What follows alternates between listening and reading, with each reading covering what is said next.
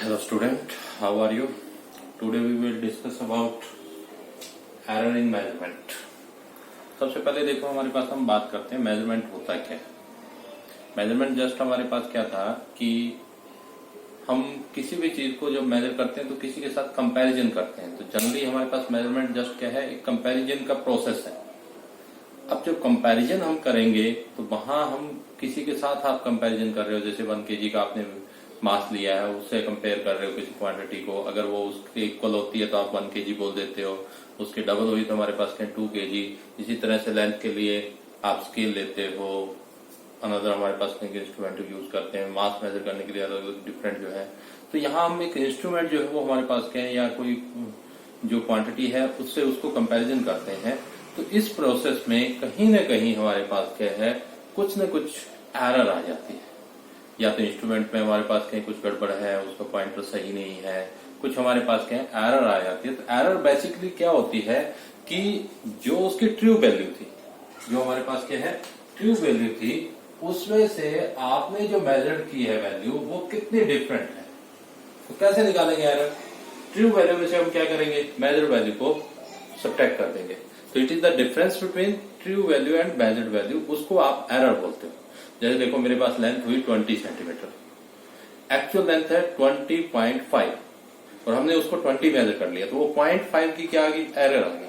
वो हमने क्या है उसमें कम मेजर किया है, या हमने उसको 21 मान लिया, एक्चुअल में वो 20.5 है, तो वो 0.5 की हमारे पास क्या है एरर जो है वो आ जाती है।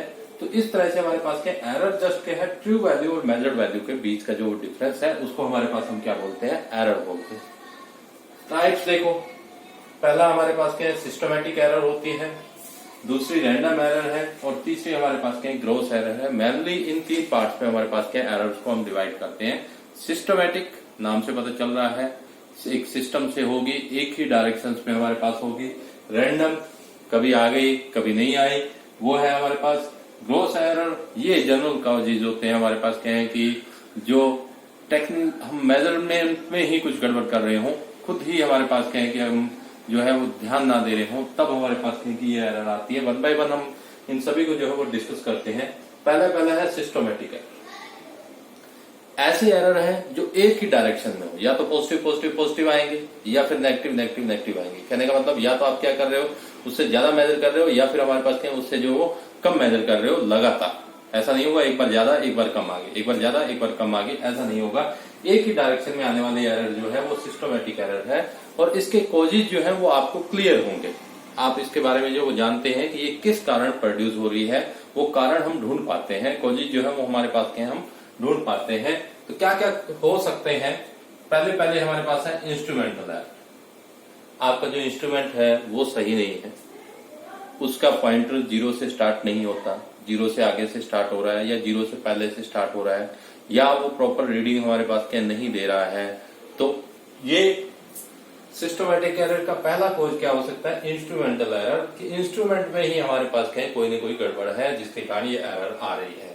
दूसरी है टेक्निक में इम्परफेक्शंस, एक्सपेरिमेंटल टेक्निक या एक्सपेरिमेंट का प्रोसीजर। एक्सपेरिमेंट का प्रोसीजर पता नहीं है, कैसे कैसे इस क्वांटिटी को मेजर करना है, क्या क्या टेक्निक लगानी है, उसका अच्छे से ऑब्जर्वर को ज्ञान नहीं है, नॉलेज नहीं है। तो वो हमारे पास क्या है उसको ढंग से जो है वो मेजर नहीं कर पा रहा, इसके कारण जो है वो एरर आ रही है। जैसे हमारे पास क्या थर्मामीटर से आप टेम्परेचर मेजर करते हो, तो ऐसा नहीं कि बॉडी के किसी भी पार्ट से हमारे पास कहेंगे टेम्परेचर को मेजर कर लिया, जो बॉडी टेम्परेचर को मेजर करें। अगर डिफरेंट पार्ट से आप मेजर करोगे अलग अलग रीडिंग आएगी। तो उसके लिए प्रॉपर हमें चाहिए कि कौन से पार्ट से आपको मेजरमेंट करनी है।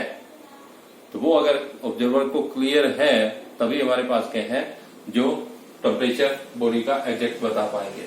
फिर है पर्सनल एरर। पर्सनल एरर जो है वो हमारे पास क्या है, ऑब्जर्वर जो है खुद कुछ न कुछ हमारे पास क्या है गड़बड़ कर रहा है, वो अच्छे से ध्यान नहीं दे रहा, उसमें कुछ न कुछ हमारे पास क्या है ऑब्जर्वेशन करते समय ध्यान नहीं दिया है, प्रॉपर सेटिंग नहीं किया है। इंस्ट्रूमेंट में जो हमारे पास क्या है आप प्रॉपर सेटिंग करने के बाद रीडिंग नहीं ले रहा है, वो ऐसे ही पहले ही हमारे पास कहीं की रीडिंग ले ली, वो है हमारे पास पर्सनल। फिर है लिस्ट काउंट एरर। उससे पहले आप समझो कि लिस्ट काउंट क्या होता है।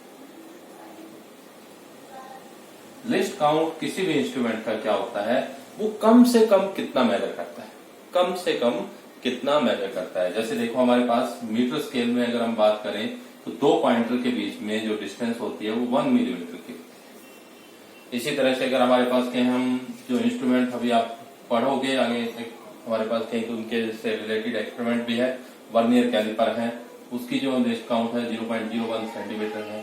स्क्रू गेज है, उसके हमारे पास कहीं 0.001 सेंटीमीटर हमारे पास है।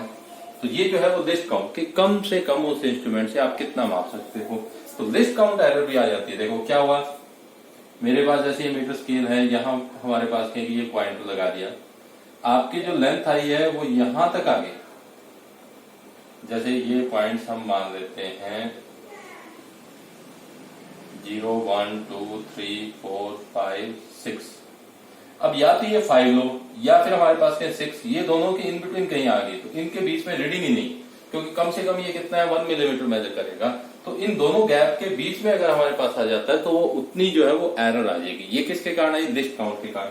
अगर लिस्ट काउंट और छोटी होती तो हमारे पास एरर जो है वो और कम आती। तो जितनी लिस्ट काउंट कम होगी उतना ही हमारे पास क्या एरर आने के चांसेस जो है वो कम होंगे। तो ये लिस्ट काउंट एरर है। फिर है अदर कॉजेज। अदर कॉजेज क्या हो सकते हैं?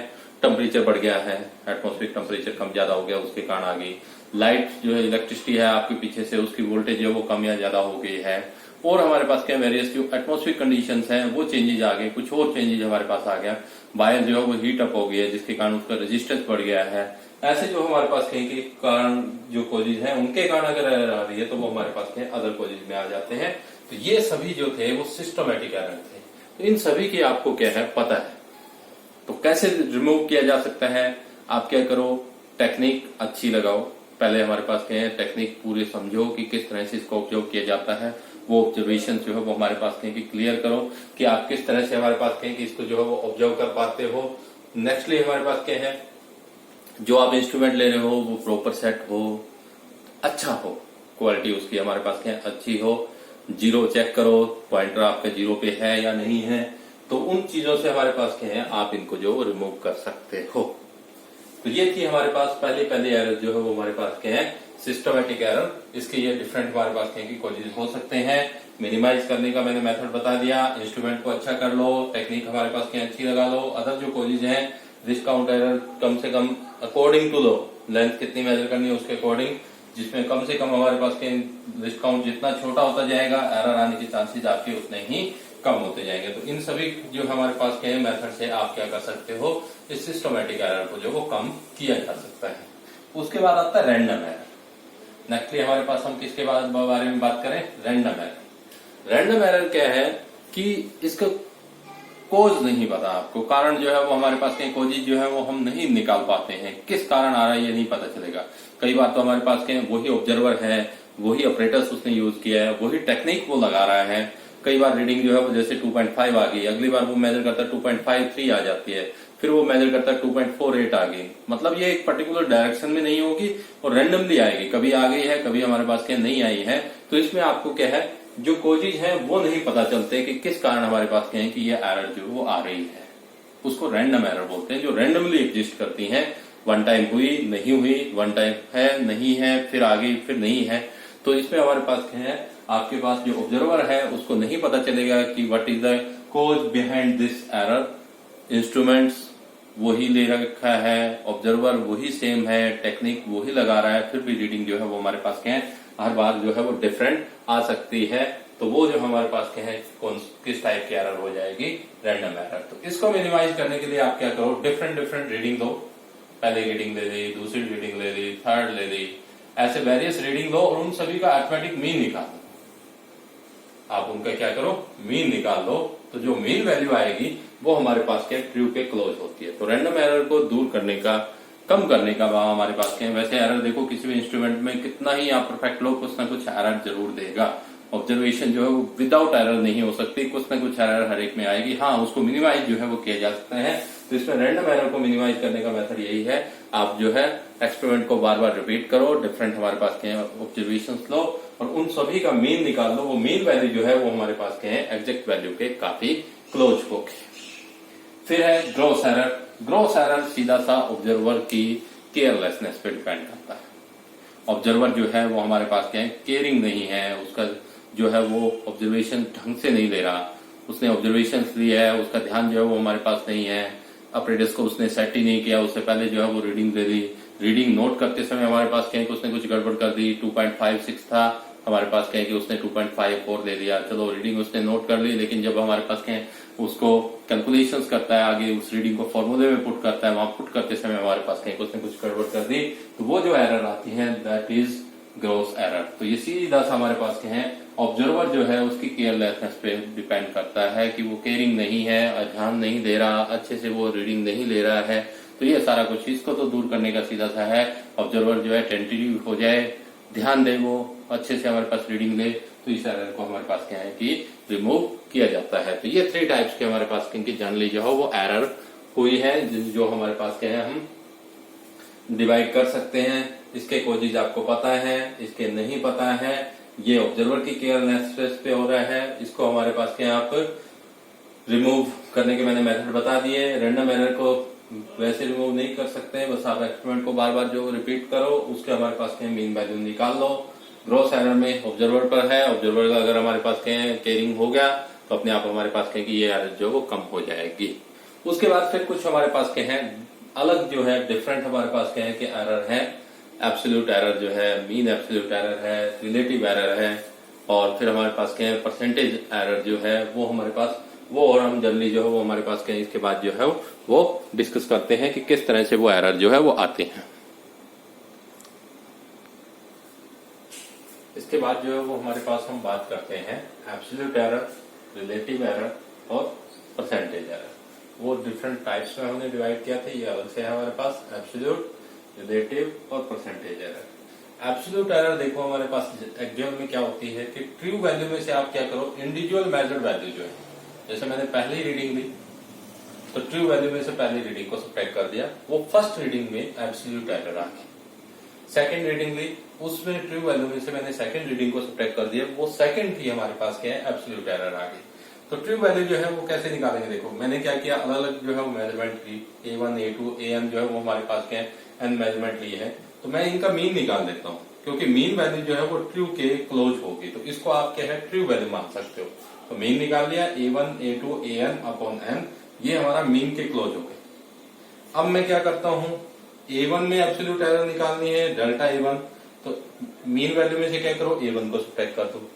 सेकंड में आपको एब्सोल्यूट एरर निकालनी है, एब्सोल्यूट एरर जस्ट देखो क्या हुआ ट्रू वैल्यू में से इंडिविजुअल मेजर्ड वैल्यू, पहली में निकालनी है पहली सब्ट्रैक्ट कर दो, दूसरी में निकालनी है दूसरी सब्ट्रैक्ट कर दो, nth में निकालनी है हमारे पास क्या है nth जो है वो हमारे पास क्या है सब्ट्रैक्ट कर देंगे। तो ये आपके पास आ जाएगी एब्सोल्यूट एरर, ये होगी absolute error in A1, delta A2 absolute error in A2, delta AN absolute error in AN। ये एब्सोल्यूट एरर है, जस्ट आपको ट्रू वैल्यू में से इंडिविजुअल मेजर्ड वैल्यू को सब्ट्रैक्ट करना है। फिर आता है mean absolute error, mean absolute error. देखो वर्डिंग से ही क्लियर हो गया, आप क्या करो जो एब्सोल्यूट एरर है उनका मीन निकाल दो, बस वो क्या बन जाएगा मीन एब्सोल्यूट एरर। तो डेल्टा AN मीन वैल्यू कैसे आएगी, डेल्टा A1 इनके मैग्नीट्यूड का निकालना है, ये ध्यान रखना, delta A2 up to delta AN upon क्या कर दोगे, तो मोड वैल्यू ले लेना सभी की, पॉजिटिव नेगेटिव हमारे पास नहीं, तो ओनली पॉजिटिव वैल्यू आएगी, तो मोड वैल्यू ले लेना, तो वो हमारे पास क्या आ जाएगी मीन एब्सोल्यूट एरर आ जाएगी। सभी का मीन निकालना है, एब्सोल्यूट एरर का हमारे पास में क्या है मॉडुलस का मीन आपको जो है वो फाइंड आउट करना है, तो सभी को मैंने ऐड किया, अब n से डिवाइड कर दिया, ये आपके पास क्या आ गई मीन एब्सोल्यूट एरर आ गई।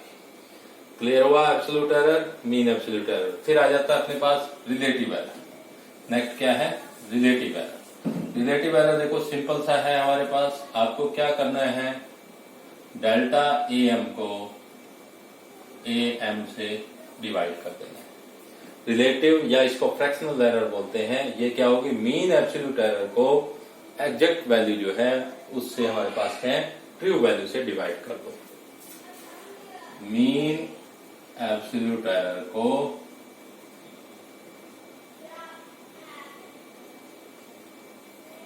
ट्रू वैल्यू से आपने क्या किया डिवाइड कर दिया, तो वो हमारे पास क्या आ जाएगी रिलेटिव एरर। देखो मीन एब्सोल्यूट क्या निकाल दी थी हमने डेल्टा AM, ट्रू वैल्यू किसको माना है, एम को, तो डेल्टा एम को किससे डिवाइड कर दो, एम से डिवाइड कर दो, वो आपके पास क्या आ गई, रिलेटिव एरर आ गई।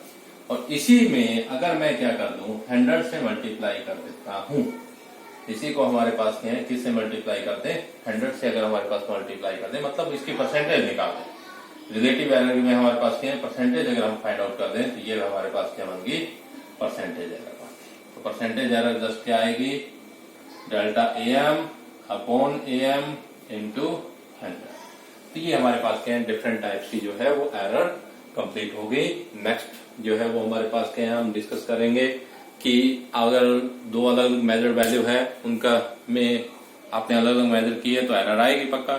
तो अब एरर आई है तो उनके सम में कितनी एरर होगी, उनके डिफरेंस में कितनी एरर होगी, फिर उसके बाद हमारे पास क्या है, उनके प्रोडक्ट में कितनी एरर आएगी, और उनके हमारे पास क्या है, डिवीजन में हमारे पास रेशियो में जो है वो हमारे पास क्या कितनी एरर आएगी, वो हम जो है वो कल डिस्कस करेंगे। तो अच्छे से इन टाइप्स ऑफ एरर को हमारे पास क्या ध्यान से देखना, कौन कौन सी है, किस तरह से आप जो है वो परसेंटेज एरर निकाल सकते हो, रिलेटिव एरर आप कैसे कैलकुलेट करोगे, एब्सोल्यूट एरर क्या है और मीन एब्सोल्यूट एरर क्या है।